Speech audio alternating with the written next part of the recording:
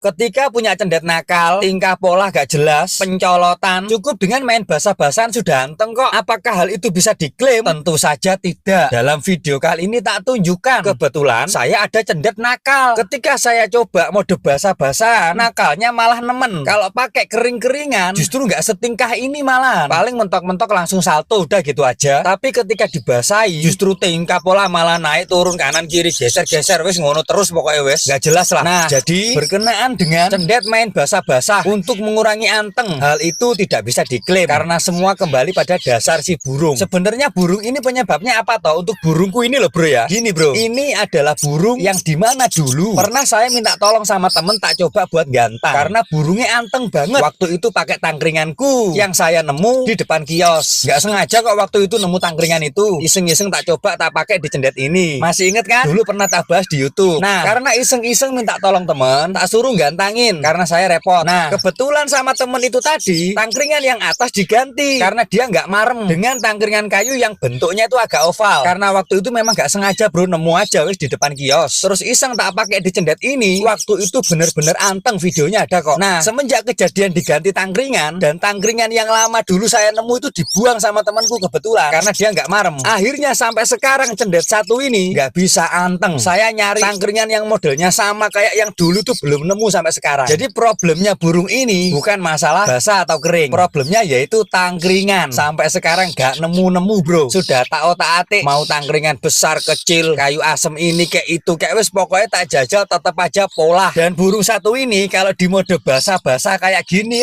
malah parah tingkahnya. Kok bisa gitu ya? Ya nggak tahu juga bro, yang penting faktanya begitu. Ini tadi iseng aja, coba-cobalah tak mandikan, semprot dulu sebelum bikin video, sekalian kita buat edukasi. Tapi apakah ada cendet yang banyak tingkah ketika di mode basah dia jadi sedikit anteng? Ya ada bro, tetepan bro. Yang bilang tidak ada siapa? Hanya saja dari penyampaian saya ini tadi tentang mode basah itu tidak bisa diklaim. Lagi-lagi merawat burung kalau masuk zona klim-kliman, saya jamin blunder karena beda burung beda segalanya. Untuk tahu ini dan itu enaknya gimana, kayak begini kayak begono kayak yo prakteko, otak-atik rajin. Udah itu, jangan nuruti klim-kliman orang-orang di luar sana yang tidak tahu menahu tentang prosesmu dari awal. Karena yang suhu dalam merawat burung adalah dirimu sendiri.